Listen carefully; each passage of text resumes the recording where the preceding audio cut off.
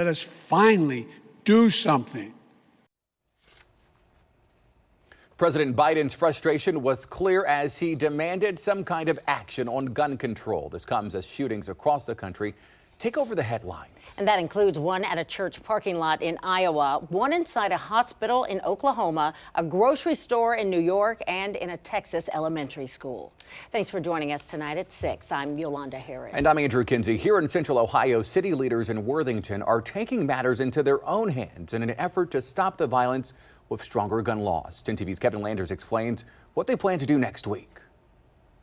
On Monday, Worthington City Council will tackle the issue of gun control, not because of something that's happened recently, but to prevent something from happening in the future. The city of Worthington, like most Ohio cities, is struggling to find a way to keep their citizens safe while not infringing on laws that protect those who can legally own a gun. Folks that have been convicted of a domestic violence case, their access to firearms would be restricted for some time.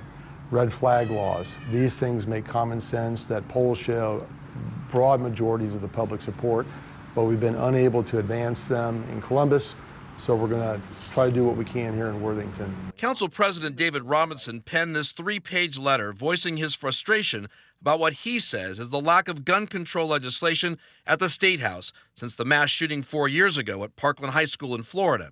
He wrote, quote, "Since that time, the level of violence and animosity among people has only increased, making this an even more critical time to act." In my judgment, the opposite has happened in the last 4 years. Firearms laws have become even more permissive.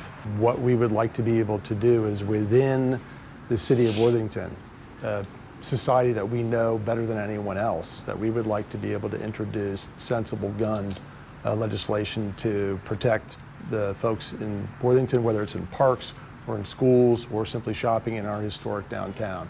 We think that's sensible. Robinson, who is a Democrat, wrote this letter of concern to Republican Senator Stephanie Coonsey, who represents Worthington. We sent the letter to her. She responded by listing all the gun control legislation she supported, including raising the minimum age of purchase of a firearm to 21, requiring a firearm transfer be made through a dealer or law enforcement, and require a background check when a firearm is transferred. We shared her response with Council President Robinson.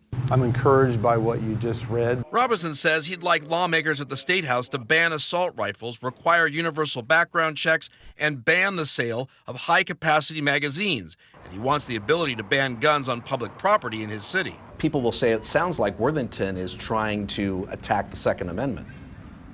Not at all.